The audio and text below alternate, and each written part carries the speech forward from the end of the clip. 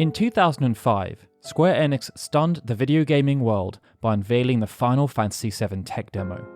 It was designed to showcase the graphical capabilities of the next generation of video gaming technology, much like the Final Fantasy VI tech demo and the Final Fantasy VIII tech demo had done before.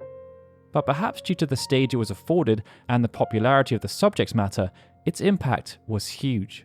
For almost a decade, this meant the game on everybody's lips was the Final Fantasy VII Remake. And when it was officially announced as being in development at E3 2015, on the 10th anniversary of that original tech demo no less, gamers around the world lost their minds at the sheer potential. Those gamers would need to wait almost 5 years for that potential to be realised. But instead of the game being a one-to-one remake, as expected due to the naming convention used, the Final Fantasy VII Remake was more akin to a reimagining.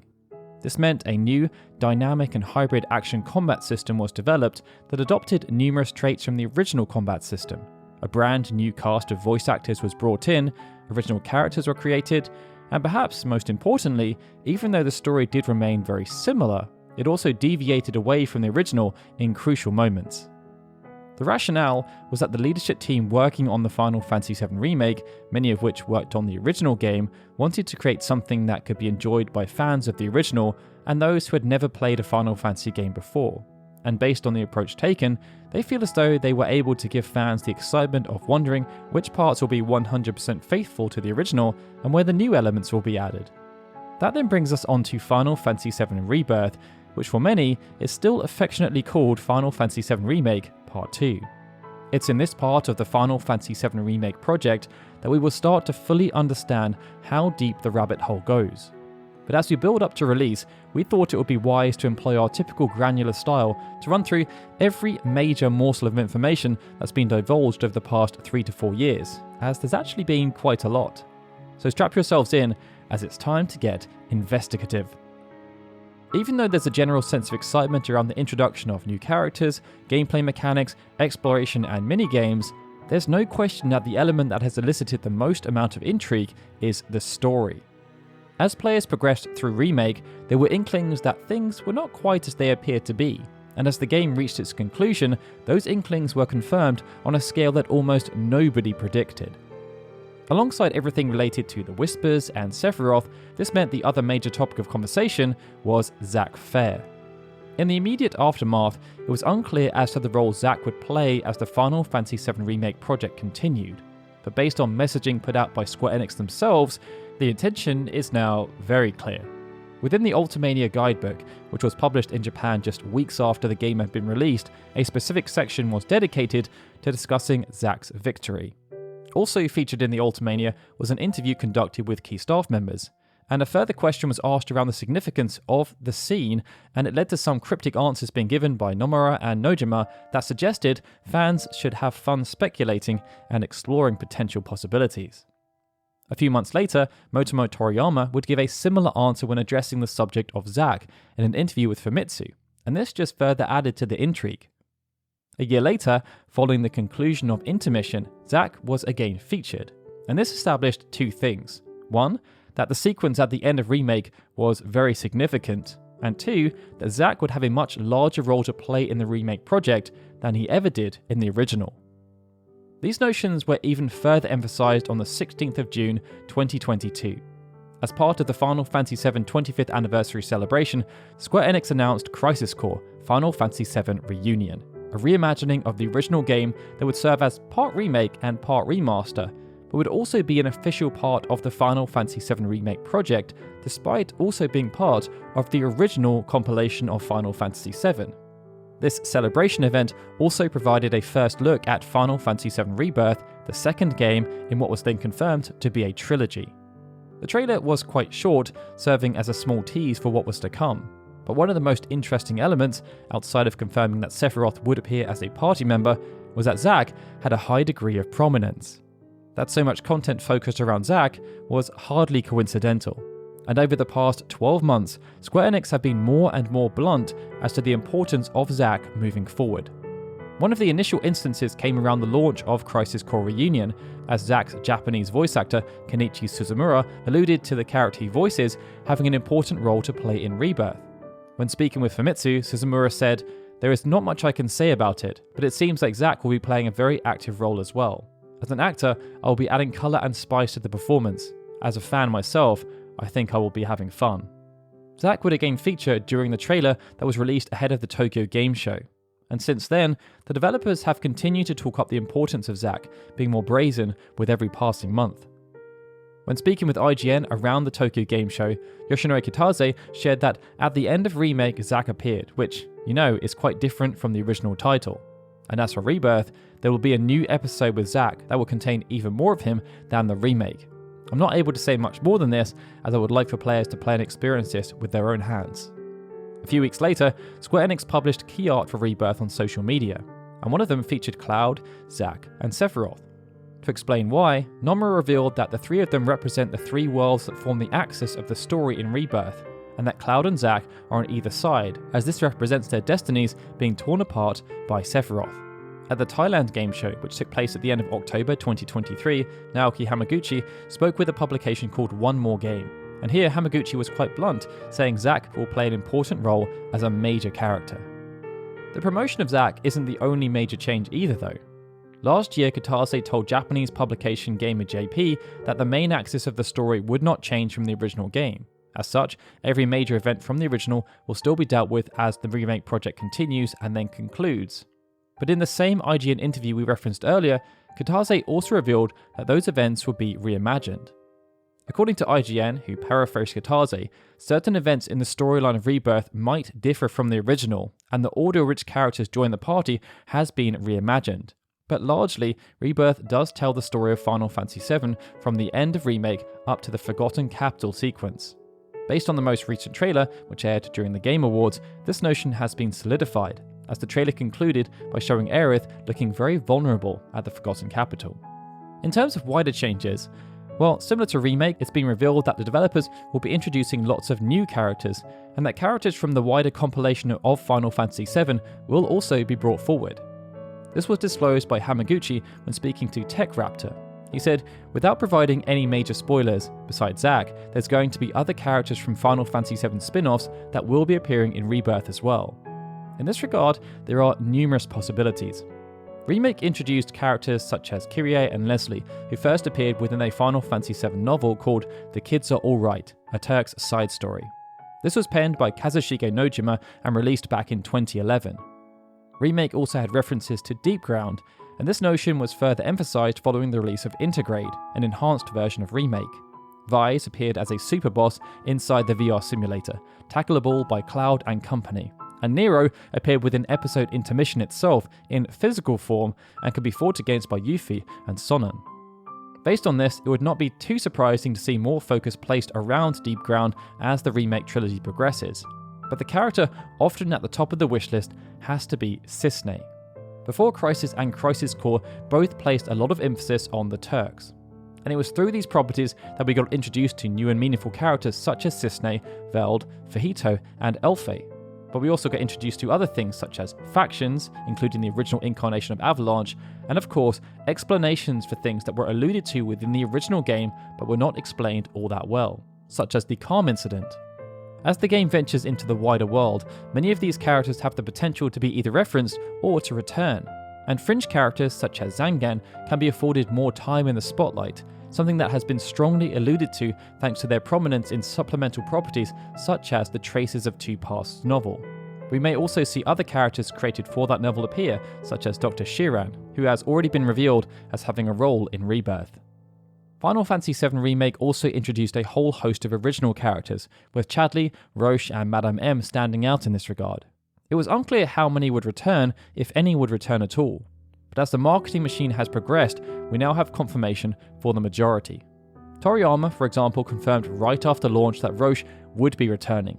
They also revealed that Roche was not quite represented how they wanted within the narrative of Remake, as specific character building scenes were cut that would have made his appearance more impactful. But who knows, perhaps within Rebirth they will be able to correct this oversight and turn Roche into a fan favourite. Chadley, who appeared under the guise of being Hojo's research assistant, doubled up as a valuable ally and useful gameplay device for unlocking new materia and challenging encounters. It was confirmed within a lengthy Tokyo Game Show presentation that he will be returning, and although the scope will be similar, it will now be expanded due to the environment being much more diverse and broad. Madame M will also return, as she was seen in the Gold Saucer in the latest trailer, and based on this, it stands to reason that many of the other original characters will return too. We've already seen the likes of Kyrie, so that suggests other characters like Leslie may also be coming back. Final Fantasy VII Rebirth will also introduce a whole host of original characters, while also changing some of the characters who appeared in the original game. Mr. Coates, for example, who worked under the employment of Dime within the Coral Prison, has been renamed to Solemn Gus. Other locations will also have new NPCs created to enrich them. Broden, for example, will serve as the owner and operator of an inn in Calm, Rhonda is the mayor and sheriff of Under Junon, and Chloe has been introduced as the younger sister of Chocobo Billy. Now, minigames were a huge part of the original game, and in this regard, Final Fantasy VII Remake and Intermission didn't disappoint. Within those games, we got to do pull-ups, play darts and whack-a-mole, and also engage in some friendly games of Fort Condor, which was turned into a tower defense tabletop game. This led to a high degree of expectation for what would feature in Rebirth, especially with them visiting the Gold Saucer, and from what we've seen so far, it looks to be quite exhaustive.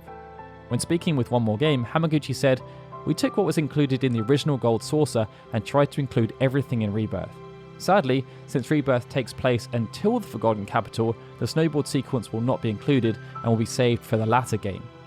Hamaguchi also noted that they wanted to change the image of the game from Gold Saucer having lots of minigames to the game as a whole having lots of minigames. To emphasize this, a whole suite of other minigames have been revealed, and although some of them do tie in with previous mechanics, others are wholly original. Tifa's piano, for example, was a fun aside in the original game, and it was connected with the acquisition of Tifa's ultimate limit break, but in Rebirth, it has been turned into a much more comprehensive minigame. The Junon Parade has also been changed in a rather significant manner. Before, Cloud joined at the back and needed to mirror what the formation was doing. Now, according to Hamaguchi, Cloud becomes the leader of the parade, and when he gets to Junon, he can recruit soldiers to perform with him. Depending on who he recruits, the minigame will change and offer players a different perspective. Beyond this, a brand new card game has created called Queen's Blood. This will feature its own unique story arc, with competitors and story being revealed the more you play. In this regard, it sounds quite similar to how Triple Triad functioned in Final Fantasy VIII, but also Fort Condor in episode Intermission. Gameplay in the Final Fantasy VII Remake was heralded by almost everyone. Through a combination of difficulty modes and customization options, it somehow managed to provide just the right kind of balance that pleased action enthusiasts, turn-based enthusiasts, and history enthusiasts. One of the main reasons behind this was how the game tackled that difficulty. There were options for those who wanted to experience real-time combat, and this could be enhanced through hard mode. But there was also classic mode, which functioned in much the same way as the traditional turn-based system of the original game. These options, for the most part, will be retained with Rebirth, but they have been tweaked. And one of the more interesting dynamics of this is that hard mode has been replaced by dynamic mode. The description of dynamic mode notes that we will see enemy difficulty adjusted based on the skill of the player, something that provides a sense of scaling. It's unlikely that we'll be able to see just how dynamic this mode is until the game launches, as well as what the limits are, but it does seem to be a very novel concept. Outside of these difficulty options, what also made the combat system so engaging was that each character had a unique combat style. And even though the ATB system was different, it retained the same fundamental concepts, as performing specific actions outside of standard combat strikes, such as using abilities, spells, or even items, would require ATB points. To oversee the creation of this system, Square Enix hired Teruki Endo from Capcom. Endo had forged quite the reputation, serving as one of the lead game designers on the acclaimed Monster Hunter world, having started working on the franchise as a planner back in 2009. But even though plaudits should go to Endo, a huge team worked to ensure the battle system functioned as well as it did. In total, more than 25 people worked on the design and implementation of the battle system, and that number jumps to over 40 when including the talented animators. And although many of these employees had come through the ranks of Creative Business Unit 1, having worked on numerous installments of the Final Fantasy XIII trilogy, there were also lots of internal moves and external hires too. Kosuke Sakane, who worked as one of the two lead battle designers, had enjoyed a long and productive career at Koei Tecmo before joining Square Enix. They had worked on every major Dynasty Warriors game since Dynasty Warriors 6, and had also been a major contributor to the Toukiden franchise. For Rebirth, their collective mission has been to enhance what they produced for Remake, and also episode Intermission. and this will be accomplished in multiple ways. In the initial instances, existing characters will have their abilities either tweaked for the purposes of balancing or replaced. Aerith, for example, will see her unique ability change from Tempest to Ward Shift.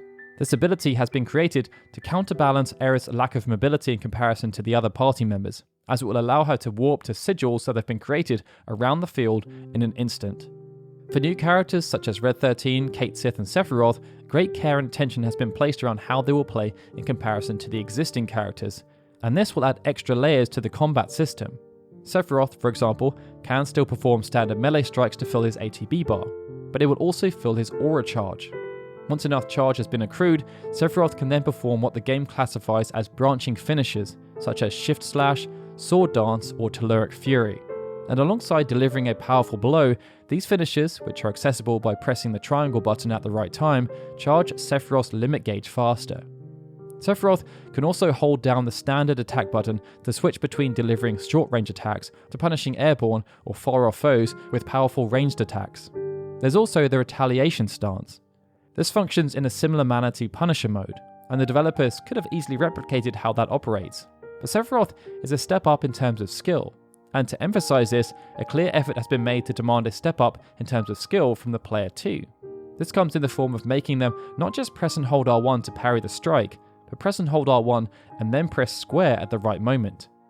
Red 13 and Cait Sith feel like they have been handled with the same degree of care, and it's quite pleasing to see. Synergy attacks have also been enhanced. This mechanic was introduced in episode Intermission, and it allowed players to gain some degree of control over Sonnen. But with Rebirth not having the same restrictions around the playable party, the system has been expanded. There will now be 2 types of synergy attack, and they will each be dynamic depending on which characters are in the party. The first, dubbed synergy attacks, can be used as part of the general flow of combat, and they can be initiated by holding down R1 and selecting the right skill from the list. The second, dubbed synergy abilities, requires synergy bars to use. These will need to be selected in manual fashion from the command menu, and just like specific actions and abilities, they have different costs. These duo abilities deliver a ton of damage, but they also have a passive impact elsewhere, as the characters involved will also have their limit levels increased. Summons will also continue to play a valuable role, and a brand new suite of summons have already been announced. So far this contains Alexander, Odin, Kujata, Titan, Phoenix and Bahamut Arisen. But we also know that Ramuh and Leviathan will be made available for those who played Final Fantasy VII Remake and also episode Intermission. There's been much debate about how much connectivity there will be between the various installments in the Remake project, but this is about the extent of it.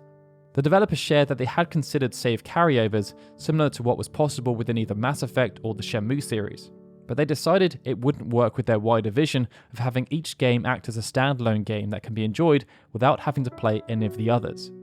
As a way of compromising, some passive connectivity has been created. For example, the starting level of the party in Rebirth will be representative of the average level players had when they left Midgar at the end of the first game. With it now being just over 2 months until launch, it feels as though Square Enix shouldn't really reveal too much more, but it does seem as though there's more reveals on the horizon. After the reveal of the theme song at the Game Awards via a new trailer, Nomura noted on Twitter that the trailer was edited to strongly focus on story and characters, but there is still so much more to show, so watch out for future updates. That then brings us on to a question for all of you. Is there anything else you actually want to know ahead of launch, or are you already sold on buying Rebirth and just want to get it in your hands? Let us know in the comments below, and if you enjoyed this update, please hit that like button and subscribe to the channel. Alright everyone, this is Daryl, signing out. As always, I'd like to give a big thank you to all of our Patreon and YouTube membership supporters, especially Benjamin Snow, The Livestream, Gregory, Justin Dent and Sukin TDK, who are super special Onion Knight supporters, and of course, a big thanks to everyone for watching this video. I'll see you all again soon for more Final Fantasy goodness.